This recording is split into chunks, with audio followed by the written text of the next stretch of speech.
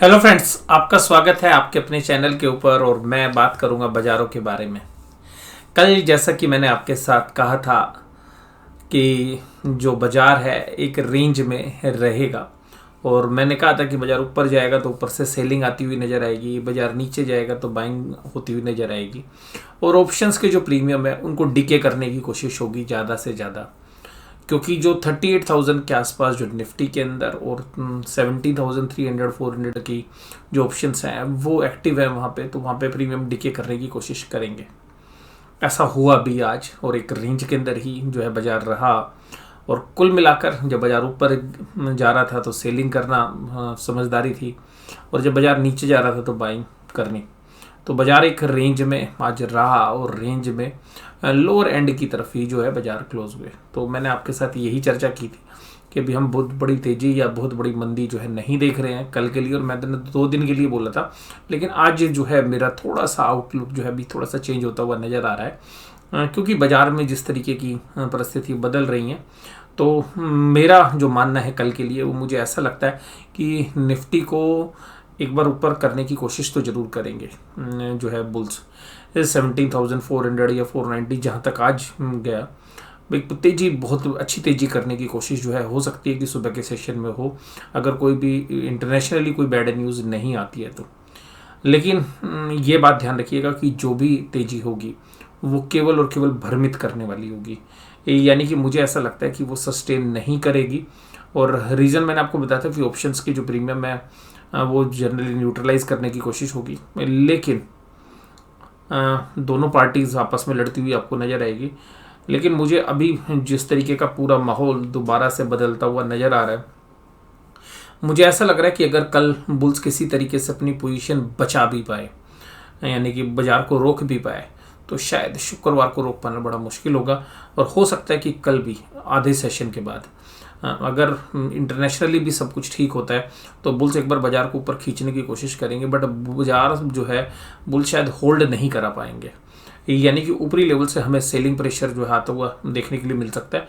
और इवन बाजार अगर फ्लैट भी खुलता है तो ये भी हो सकता है कि बुल्स एक बार कोशिश जरूर करेंगे रोकने की बाजार को, बट एट दी एंड जो है हमें लगता है कि कितनी देर रोक पाएंगे ये कह पाना बड़ा मुश्किल है।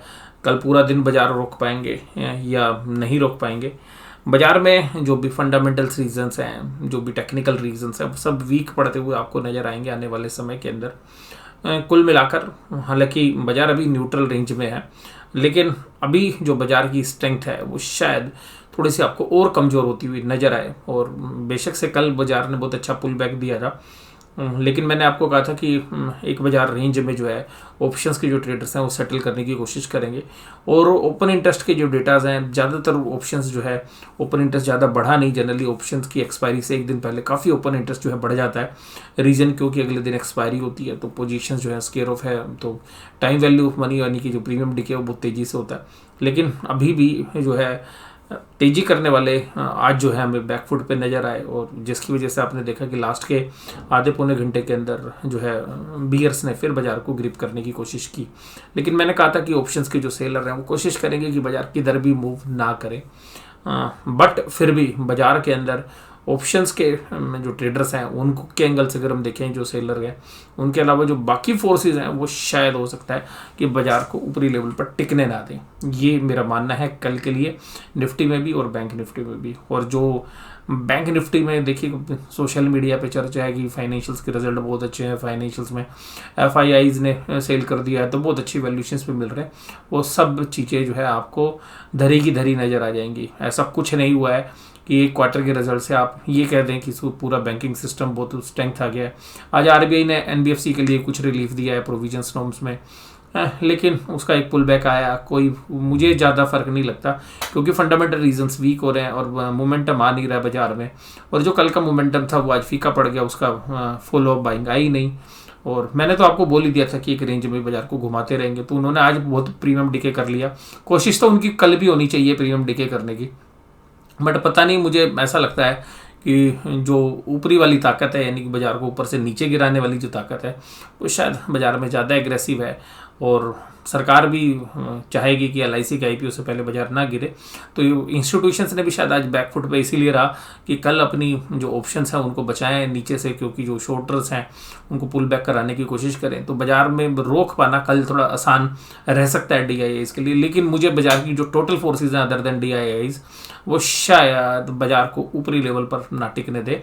ऊपरी लेवल्स पर बाजार जाएं, अगर वो टिका भी पाए, कल मान लेते हैं कि अगर बाजार टिक भी गया ऊपरी लेवल्स पे, तो शुक्रवार से फिर एक एग्रेसिव जो है मंथली एक्सपायरी की तरफ बाजार जाएगा। बट मुझे वहाँ पर साफ साफ ये लगता है कि बाजार को एक बार जो है दोबारा से 17,000 के नीचे निफ्टी को इस महीने के अंदर, यानी कि 28 फरवरी से पहले पहले हमें लगता है कि निफ्टी एक बार दोबारा 17,000 के नीचे आता हुआ आपको नज़र आ सकता है। जरूरी नहीं कि कल आए, बट ऊपर की स्ट्रेंथ हमें नज़र नहीं आ रही। ऊपरी लेवल्स पे 17,600 आप एक बार वॉच कर सकते हैं। आज का बाजार किस तरीके का रहा? आज बाजार 17,490 के हाई लगाता है। सुबह खुलता भी अच्छा है, ओपनिंग भी अच्छी होती है, लेकिन ओपनिंग होने के बावजूद जो बाजार है वो सस्टेन नहीं कर पा रहा था ऊपर। तो हालांकि जिगजैग ट्रेड रहे आज पूरे दिन, और लास्ट के 1 घंटे में अच्छी सेलिंग आपको देखने के लिए मिली। कैंडल भी आपकी रेड बन गई है। ये कि ऐसा एरिया है जो काफ़ी कंसोलिडेशन वाला है। ये एरिया मैंने कल भी आपके साथ मार्क किया था, तो मैंने आपको यही बोला था कि ऊपर नीचे जिगजैग होता रहेगा। तो अभी मुझे लगता है कि अगर कल बाजार ऊपर की तरफ खुले फिर दोबारा से सेलिंग ही जो है आएगी। हो सकता है कि 1 घंटे 1.5 घंटे सुबह बाजार रोक पाएँ, लेकिन शाम होते होते सेलिंग आना मुझे लगता है कि हो ही जाएगी। और अगर नहीं भी हुई ना सेलिंग, तो फ्राइडे के सेशन तक तो आई नहीं आनी है, क्योंकि कल ऑप्शंस की बारी है। तो वोलेटिलिटी कल भरपूर रहेगी। ऊपरी लेवल पर हमें लगता है कि सेलिंग करना ही जो है एक एडवाइजेबल हो सकता है। HDFC, Adani port, Divi's lab, HDFC life, IOC ये तेजी में थे। ICICI बैंक आज देखिएगा एक बार अच्छी तेजी दिखाने के बाद वीक हो गया।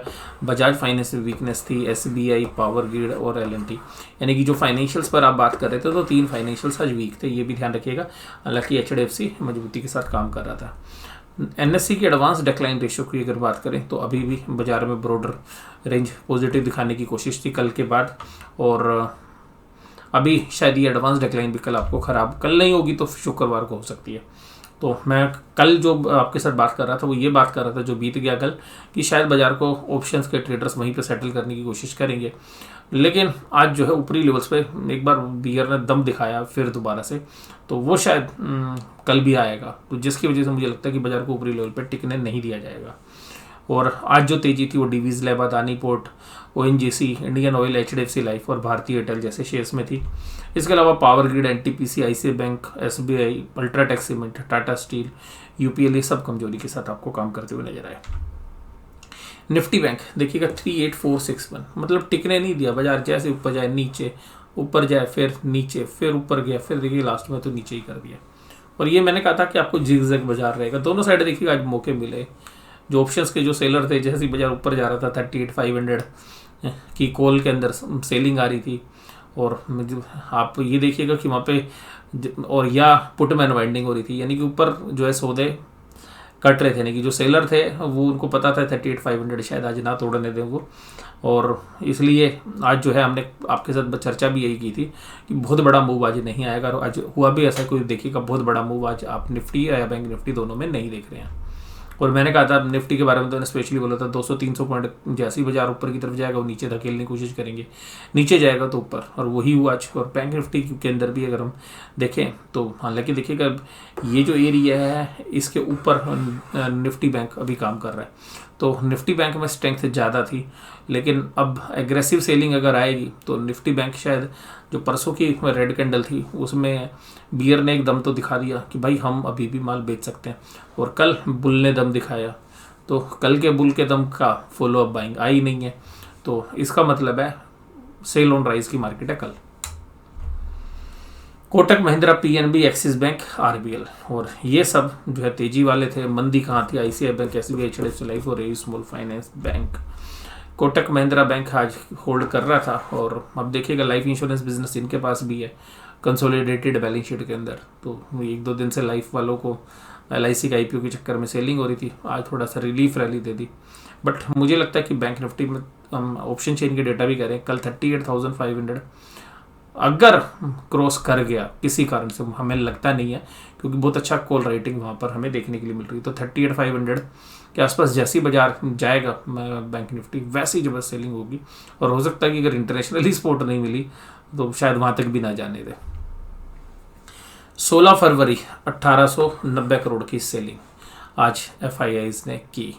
FIIs की 4 दिन की सेलिंग देखिएगा 8,000 करोड़ है, पूरे महीने में 18,000 करोड़ बेच चुके हैं। वहीं DIIs देखिएगा 1180 करोड़ आज उन्होंने खरीदा, यानी कि बाजार को थामने की कोशिश की। कल अगर 4,000 करोड़ के आसपास की बाइंग DIIs ने कर ली तो ही बाजार रुकेगा। अदर FIIs की सेलिंग भी अगर कल फिर सीवियर हो गई क्योंकि ऑप्शंस की एक्सपायरी है, तो हो सकता है कि वो भी एक बार सीवियर सेलिंग कर दें। तो कल एक वॉलेटिलिटी वाला सेशन रहेगा, बट मेरे को सेल ऑन राइज या मेरा नेगेटिव बायस ही जो है कल के लिए बनता है। और जिस तरीके के डेटा पॉइंट्स हैं मैं उसके हिसाब से बात कर रहा हूँ। मेरी पोजीशंस जो है जनरली बुल साइड ही होती हैं क्योंकि आप लोग जानते हैं कि डिलीवरी में, लेकिन फिर भी बाज़ार में इस तरीके की परिस्थिति है कुल मिलाकर कि बाज़ार के अंदर एक जो अंडरलाइंग है वो सेल ऑन राइज की है। और FIs ने अपने देखिए इंडेक्स भी शॉर्ट्स भी कवर करते जा रहे हैं ये, क्योंकि अभी तक इन्होंने 6,000 करोड़ इंडेक्स खरीद रखा है। इसका मतलब ये मन बना के बैठे हुए हैं भैया बेचना है तो बेचना है। और अगर आप बाजार को ऊपर खींचोगे तो इंडेक्स उन्होंने लॉन्ग कर रखे हैं या उन्होंने शॉर्ट्स कवर कर रखे हैं। इसी तरीके से उन्होंने स्टॉक फ्यूचर्स भी कवर कर रखे हैं, तो आप ना उनको स्टॉक में मार सकते ना आप इंडेक्स में, तो वो अपनी हेजिंग तो करके बैठे हैं। तो अगर बुल अगर ऊपर खींचने की कोशिश कर रहा है तो ये अपनी पोजीशंस को हेज कर रहे हैं। और हेजिंग के बाद अगर सेलिंग होती है FIIs के द्वारा कैश मार्केट में तो फिर देखिएगा वो सस्टेनेबल हो सकती है सेलिंग। और इंटरनेशनली भी यार कुछ पॉजिटिव अभी आ नहीं रहा है। अभी भी यूक्रेन रशिया के बीच में कशमकश है कि सेना वापस गई है नहीं गई है। US कुछ बोल रहा है, रशिया कुछ बोल रहा है, यूक्रेन के जो ऑफिशियल्स है वो कुछ और बोल रहे हैं। तो कुल मिला के असमंजस की स्थिति अभी भी है। पुट कॉल रेशियोज देखिएगा 0.78 के ऊपर है ओपन इंटरेस्ट। तो हालांकि पुट राइटर्स हालांकि बैंक निफ्टी में लिख तो रहे हैं और उन्होंने आज लिखी भी है दमदार तरीके से, पुट कॉल रेशियो 1 के ऊपर भी चली गई है। बट मुझे नहीं लगता कि अब जो है कल की तेजी की वजह से शायद आपको पुट कॉल रेशियो में इंप्रूवमेंट नज़र आ रही है, लेकिन शायद ये अभी भी आगे होल्ड नहीं करेगी। अभी डाउ जोन्स जो है फ्लैट ही एक तरीके से 34,900 के आसपास ट्रेड कर रहा था, हालांकि कल इसमें 300 पॉइंट से ज़्यादा की तेजी थी। 17,500 ये है ओपन इंटरेस्ट 1,51,000 जहाँ पर हाईएस्ट ओपन इंटरेस्ट है, और यही एक रेजिस्टेंस है। 17,500 शायद बाजार रोक लेगा कल, और 17,600 अगर यहाँ पे जाने की कोशिश करेगी। 500-600 की रेंज जैसे ही निफ्टी में आएगी जबरदस्त सेलिंग जो है शुरू हो जाएगी। मुझे पर्सनली ऐसा लगता है इसके आसपास जैसे ही आएगा तो सेल ऑन राइज। तो स्पोर्ट के मामले में देखें तो देखिए कि बैंक निफ्टी के अंदर ओपन इंटरेस्ट को अगर हम देखें तो आज 17,300 में थोड़ा सा ओपन इंटरेस्ट जुड़ा है 12,000 कॉन्ट्रैक्ट, बट ये कोई बहुत सस्टेनेबल नहीं है, इसको तो कभी भी उड़ा देगी, एक सेलिंग भी उड़ा देगी। और उसके बाद नीचे अगर आप देखेंगे तो ओपन इंटरेस्ट 47,000 कॉन्ट्रैक्ट है, यहाँ भी अनवाइंड हो गई है और यहाँ तक कहीं पर भी कॉन्फिडेंस नहीं है बुल्स का। पूरा जो है 17,000 के ऊपर भी अनवाइंडिंग होगी, हालांकि ओपन इंटरेस्ट है 1,13,000। तो कल की एक ब्रोडर रेंज है, कल एक ब्रोडर रेंज है। ऊपर की तरफ देखिएगा 17,600, नीचे की तरफ 17,000 और 17,000 टूट गई तो काम तमाम। तो जो परसों वाली जो सेलिंग है वो दोबारा से हो सकती है अगर 17,000 टूट गई तो 17,000 आने की होल्ड करने की कोशिश होगी, क्योंकि यहाँ पे 17,000 17,100 के आसपास एक टेक्निकल सपोर्ट है। 17,100 पे बाजार रुकने की कोशिश जरूर करेगा, लेकिन कल एक्सपायरी का दिन है, बट एक ब्रॉडर रेंज है 17,000 से 17,600। 500 के ऊपर तो देखिएगा सेलिंग आनी निश्चित है, जो ओपन इंटरेस्ट के डेटा बता रहे हैं, और वहाँ पे शायद होल्ड कर पाना। फिर 17,600 पे भी सेलिंग है, तो पूरा सेलिंग एरिया है, तो इसको नहीं तोड़ पाएगा। ओपन इंटरेस्ट के मामले में देखें तो इन दोनों के अंदर ओपन इंटरेस्ट 17,500 17,600 पे 3 लाख कॉन्ट्रैक्ट्स हैं, लेकिन जबकि पुट साइड में जो है आप देखेंगे 1,13,000 है, वो भी 17,000 पे, तो वो दोनों के सामने उसकी ताकत फीकी पड़ रही है। और अगर इवन जहाँ पे बाजार 17,300 पे है वहाँ पे भी पुट राइटिंग 53 है तो कॉल राइटिंग 47 है, तो यहाँ पर भी मतलब आज तेजी वाले माहौल के अंदर से ऊपर से बाजार आया, उसके बाद भी अच्छा दमखम दिखा रहे हैं। यानी कि 17,300 पुट राइटिंग तो हुई है, लेकिन 17,300 टूटते के साथ बाजार सस्टेन नहीं कर पाएगा अपने आप को। और बैंक निफ्टी के अंदर आप देखिएगा 38,500, हालांकि ओपन इंटरेस्ट इसमें ज़्यादा है नहीं, क्योंकि बैंक निफ्टी में थोड़ा सा जो है ओपन इंटरेस्ट कम है इस बार। 38,500 पे 28,000, 34 पे 26, 3300 पे 20,000, यानी कि सारा ओपन इंटरेस्ट यहाँ पे कॉल साइड में ऐड हुआ है। उसका 38,000 पे भी 55,000 ओपन इंटरेस्ट है, जबकि पुट साइड पे 44,000 है। यहाँ पर भी जो स्पोर्ट है वो 37,500 पर है, 55,000 कॉन्ट्रैक्ट। लेकिन कोई भी ऐसी पुट राइटिंग नहीं है, जबकि कॉल राइटिंग एग्रेसिव है। यहाँ पर कॉल राइटिंग है लेकिन पुट राइटर्स नहीं है। पुट राइटर्स 37,800 पर थोड़ा से 7,400 कॉन्ट्रैक्ट लिखे हैं। तो ये ऑप्शन चेन के डेटा भी आपको यही बता रहे हैं कि शायद बाजार को रोक पाना मुश्किल है।